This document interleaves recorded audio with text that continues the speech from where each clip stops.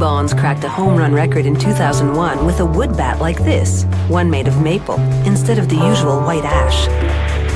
They can never tell just by looking at it that a chunk of maple has what it takes to make a good bat. So they weigh it to make sure the wood is really as thick and heavy as it appears.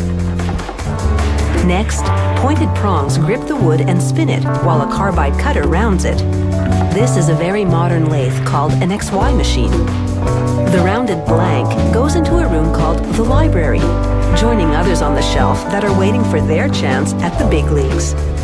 A worker selects one of the blanks to fill an order that specifies a certain model and size. He weighs it again to make sure it measures up to what the player has ordered. The blank goes onto the XY machine and spins. A computer guides the cutter as it moves on rails and carves into the blank. It whittles 2.5 centimeters of wood from the blank in order to form a handle.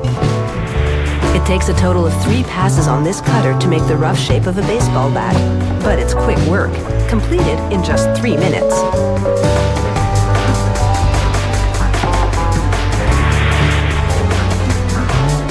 Now it's time for another weighing in. The bat is substantially lighter, which is what they want. Next, he measures the end of a completed bat with a caliper. Using a square-edged scraper, he rounds the knob as the bat spins on a more traditional lathe. He measures as he cuts. With another caliper, he checks the thickness of a completed bat and compares it to the one he's just carved. Now he takes a turning tool called a skew chisel.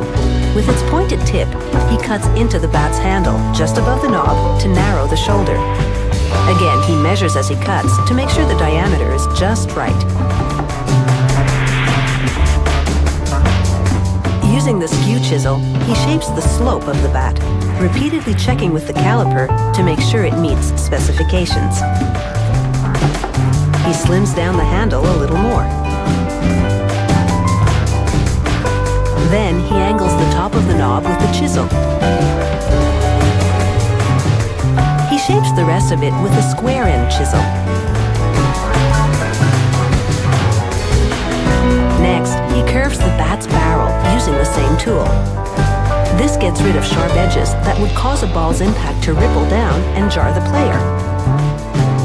Then he goes back to the knob and completes the shaping with the skew-end chisel. Because the tool is extremely sharp, he can carve very precisely. The bat is now within 14 grams of its final weight.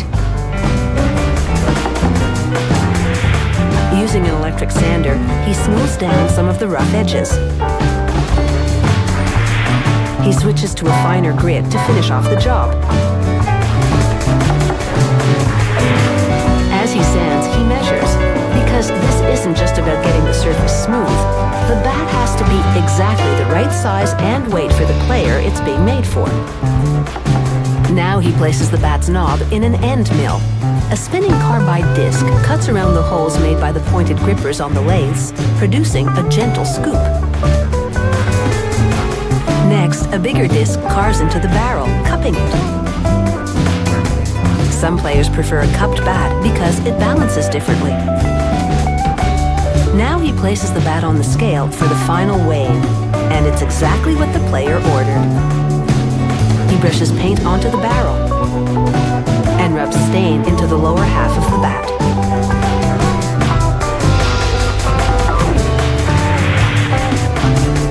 He presses decals onto the bat so it sports both the brand name and distributor.